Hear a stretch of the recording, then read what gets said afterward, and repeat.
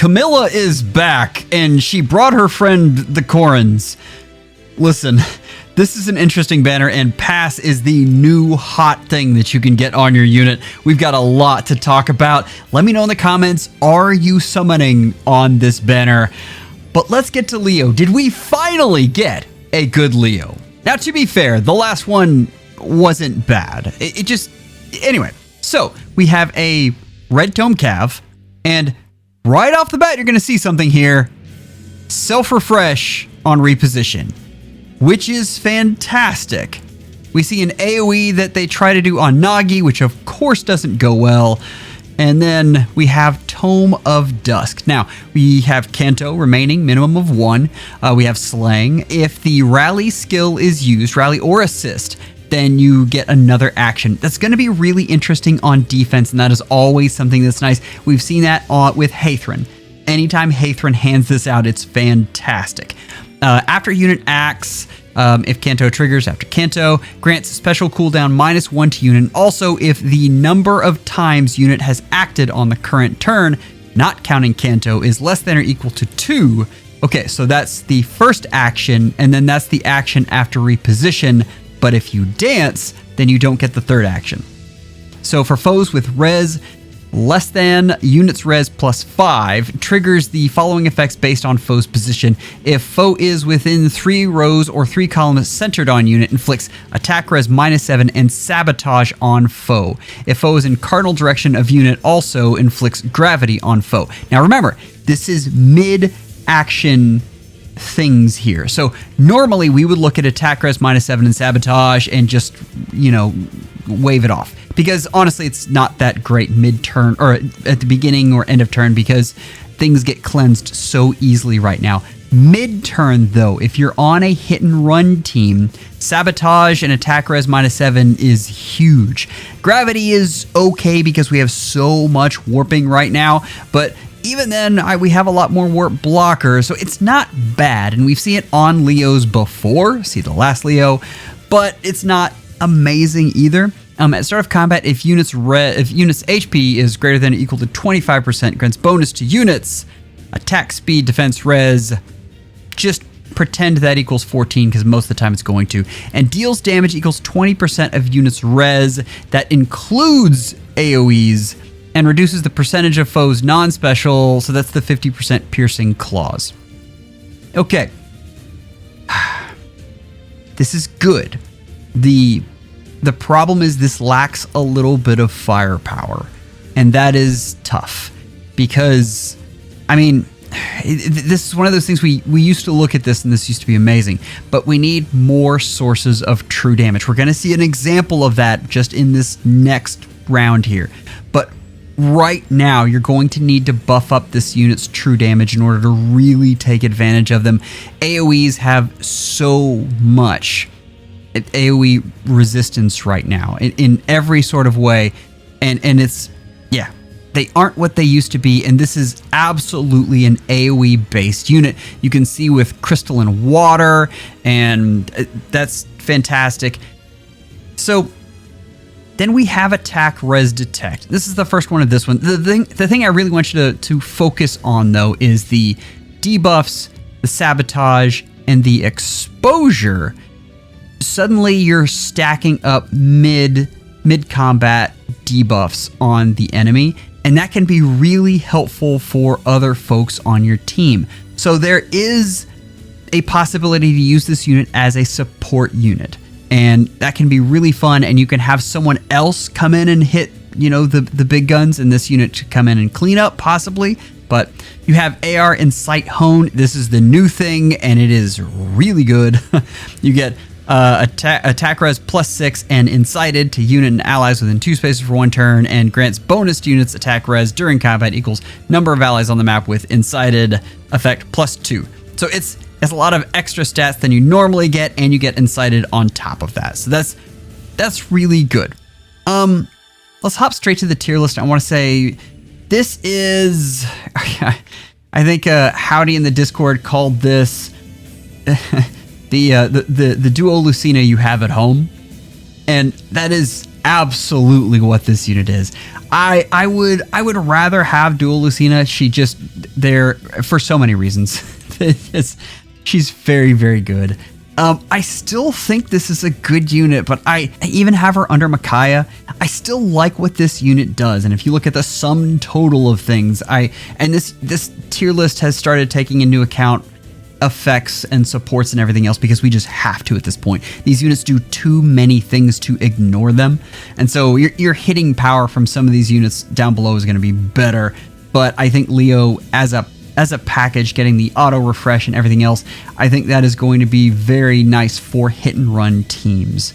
And I think this is almost a better hit and run support team with cleanup potential than anything else. And when I look at Micaiah and Lucina, believe it or not, they perform similar roles. I've looked at Lucina as a nuke, and she has definitely started falling off.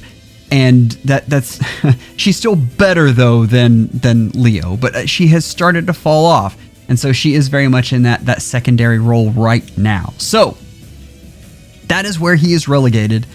It's still a good unit, and if you like Leo, if you're a fan of tomatoes, then I mean this is a unit that you can definitely use.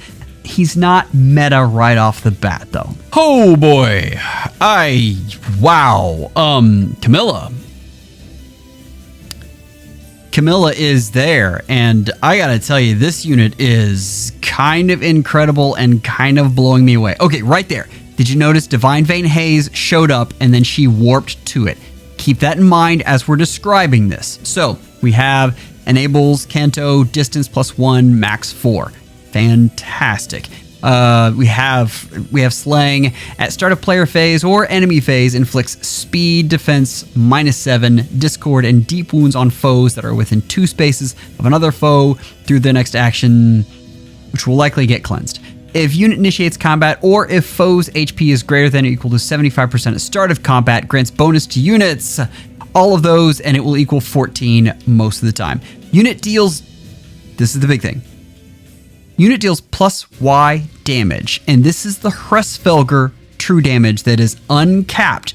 That is bonuses and penalties ×3. That is, and that's within a range. This is a lot of true damage, especially when you look at how many times this unit's going to hit. This is incredible, and when it first came out, I overlooked this, and I am not making that mistake again. It is really incredible, and Hresfelger can absolutely destroy things, and now so can Camilla. So that is really, really nice. That doesn't take effect on AoEs and grants special cooldown charge +1 to unit per attack. This is coming back, which is interesting. I don't think that highly of it, but it is a nice to have. And then also, if decreasing the speed difference necessary to, you know what, I'm not going to read all this. This is potent. All of this, you've read this before in potent. This unit's going to hit 3 times, and that is pretty incredible. That is built into the weapon. So you're getting true damage on all 3 of those hits. Get no quarter, we've seen it before. I go back and forth between whether this is better or whether Haze Slice is better. I think you're going to want to keep no quarter on this because of trample. If unit initiates combat, or if foe's HP is greater than 75% at start of combat, grants. Okay, we're going to ignore this. Most of the time for this unit, it's going to be attack speed +10. The other thing is this adds +5 damage and desperation. This is why no quarter is likely better than Haze Slice, because you're going to be hitting 3 times. Now, most units are going to want to run Hardy Fighter. The problem is folks really need it on far saves right now, not near saves. So that makes things interesting and makes this unit be dominant because of what's going on in the meta. But we're not done yet. Remember, we talked about having to stack up different sources of true damage, and Tut. First off has Pass. That is the skill right now to have on warping units, and this unit has it. But we're not done. Unit can move to a space within 2 spaces of an ally within 2 spaces of unit. We've seen that basically gives the other unit guidance and you can fly around. Unit can move to a space within 5 spaces where a Divine Vein effect is applied.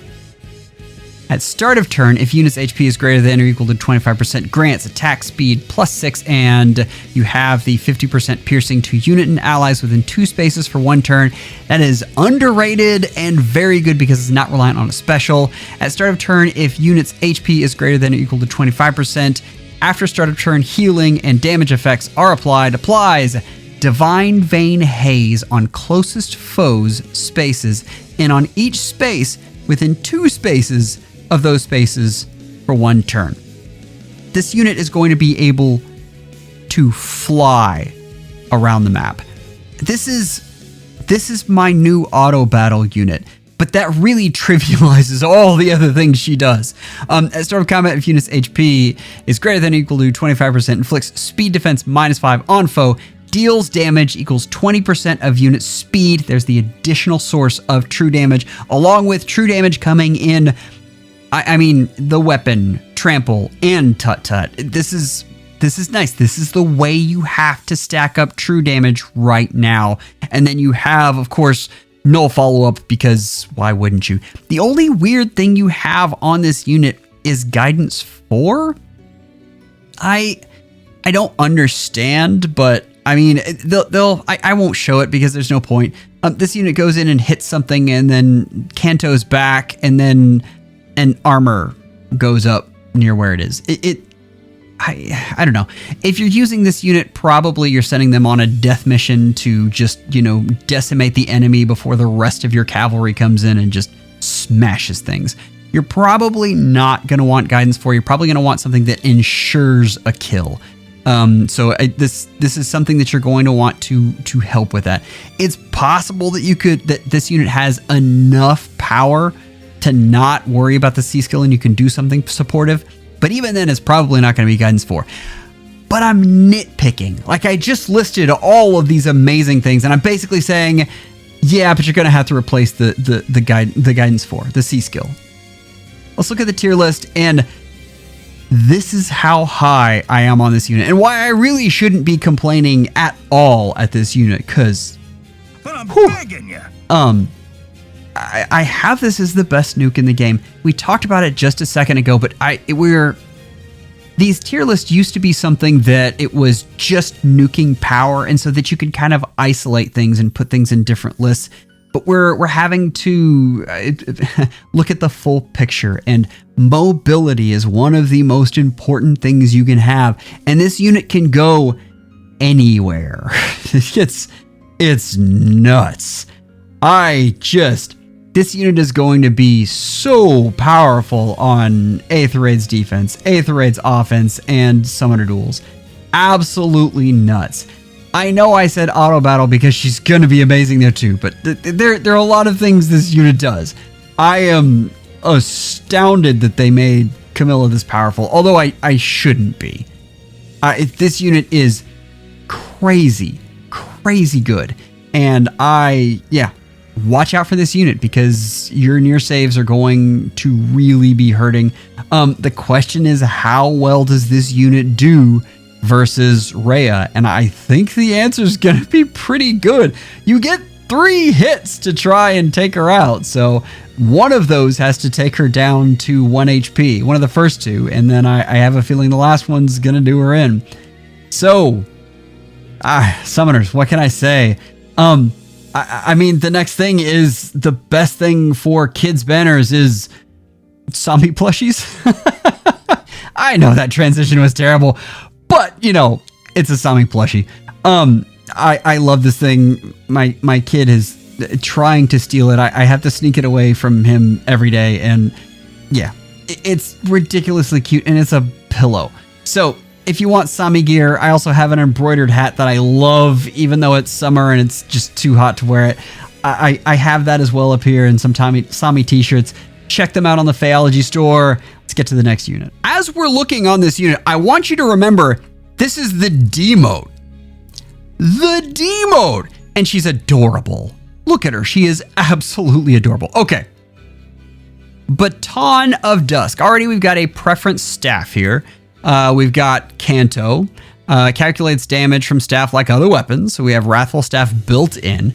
At start of turn, if unit's HP is greater than or equal to 25%, grants attack speed +6, treachery, and grants special cooldown charge +1 per attack during combat to unit and allies within 2 spaces for 1 turn. I'm going to stop there. Treachery used to be something that was absolutely phenomenal, and we've started to get a lot of lulls. And let me remind you that lulls do cancel out treachery. That's not to say it's bad, it's just not as dominant as it once was. Still, this is a D mode. I want you to remember that. This is a really good unit for a D mode. At start of combat, if unit's HP is greater than or equal to 25%, grants bonus to units, attack speed, defense res, and you just consider that as 14.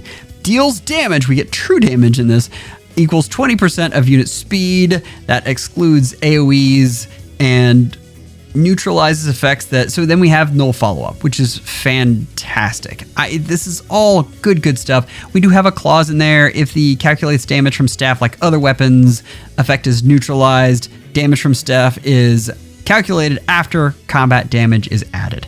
That is... That's interesting stuff and changes the damage formula to make that a little more valuable. I still don't think this unit is going to hit hard enough for that to really matter, but watch out for that clause in the future. That's an interesting one. We have Return Plus, which is really good. I still, it's one of my favorite heal skills. We have Holy Panic. We have even Recovery 3, and we have a brand new Tier 4 A skill. Like, what is going on? Now, this is a staff exclusive A skill, which is interesting because they've deprived staffs for so long. If unit initiates combat or is in 3 spaces of an ally, grants bonus to units, attack speed equals number of allies within 3 spaces, just consider it max 12, and foe cannot counter attack during combat.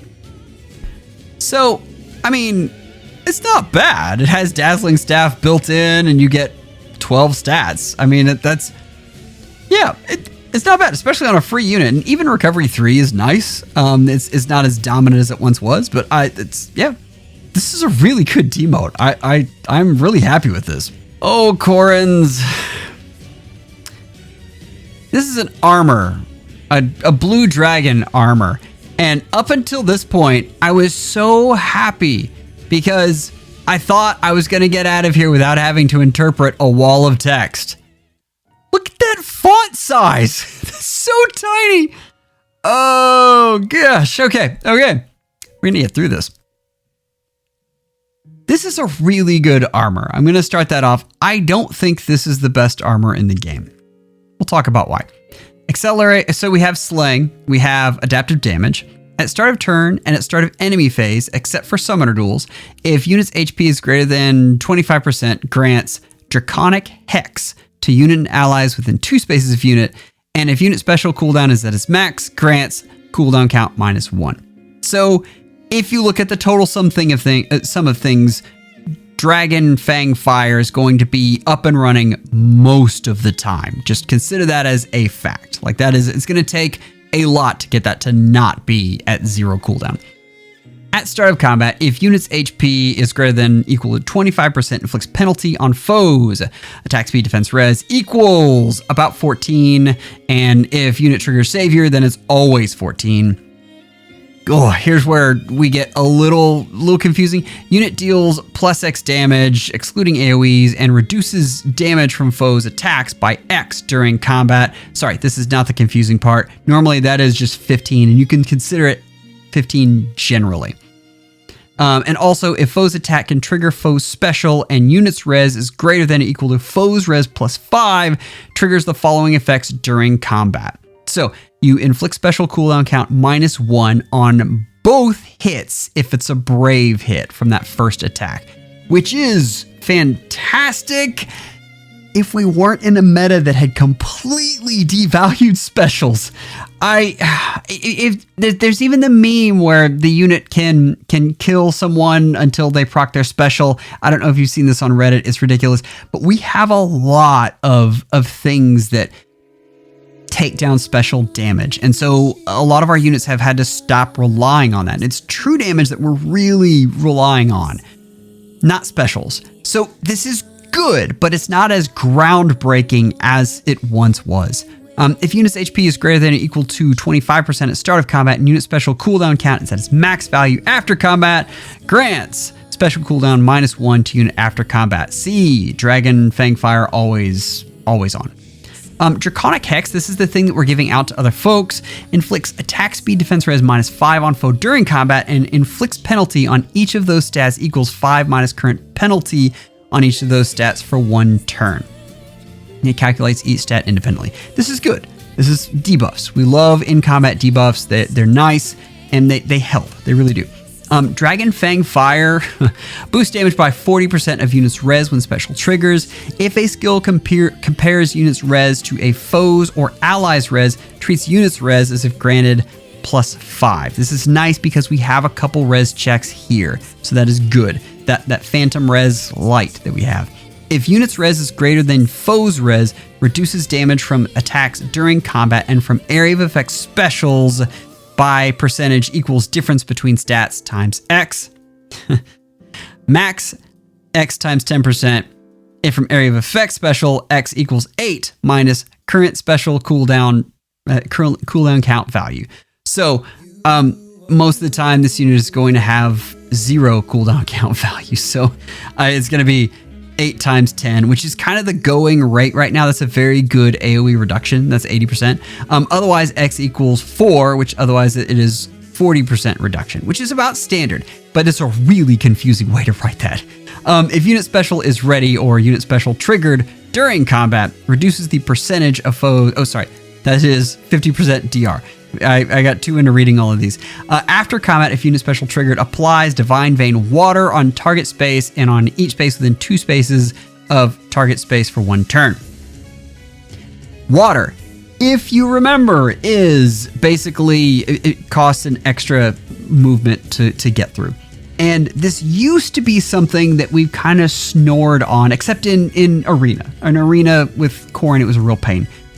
In anywhere else, warping was there, so you didn't matter. We have so much anti-warping right now that this is a lot better than it once was. So keep that in mind. This is not bad at all.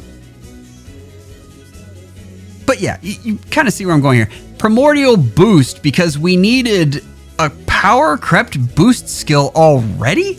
So we have HP +5 if foe initiates combat, or if unit's HP is greater than or equal to 50% at start of combat, you get 3 stats. Speed, defense res +9 to unit during combat, and restores 7 HP to unit after combat. I'm surprised they're already power creeping this, but I shouldn't be, I guess. Clever Fighter is the one I'm wrestling with this one. This is... We'll get to this. Inflicts attack speed -4. You get better speed matchups. You get a little bit of true defense. I don't know if this is enough, and that's my problem. I think you might have to swap this out with something else. I am still thinking about it. If you have ideas in the chat, let me know. I would love to leave a comment. Lower Ground is fantastic. We've seen it before. Okay. Whew. That was a lot.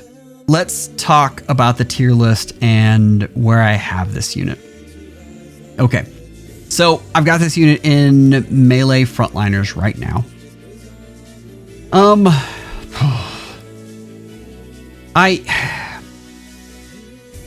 Okay. Speedy armors. Armors in general are one of the best archetypes to invest in because they last the longest. They really do. I know I have some folks that are going to pound the table and say, but this one got old really quick. It happens. And if you're talking about staying in tier 0, they definitely drop out of tier 0 quickly. But there are a lot of cases for armors that lasted way longer than we thought they would. The thing that makes armors drop the fastest is if they're speed based, especially with this unit relying on both speed and res checks. It's something you can look at Rhea, who I have ranked higher than this unit. Rhea has a number of things that I like better. a lot of support. Like that drive miracle is incredible. But she depends on res checks, and that's it. So you can stack everything onto that res, and at high investments, she rewards you very much.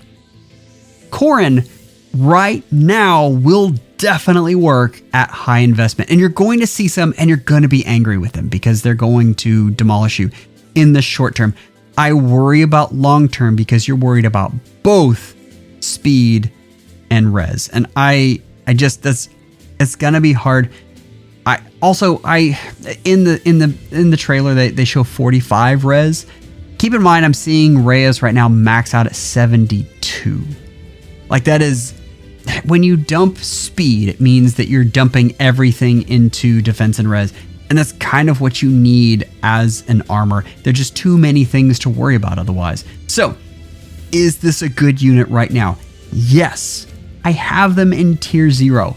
I should have the Alliers on here, but somehow my little sprite got blown off. So forgive me, but they are definitely in tier 0 as well.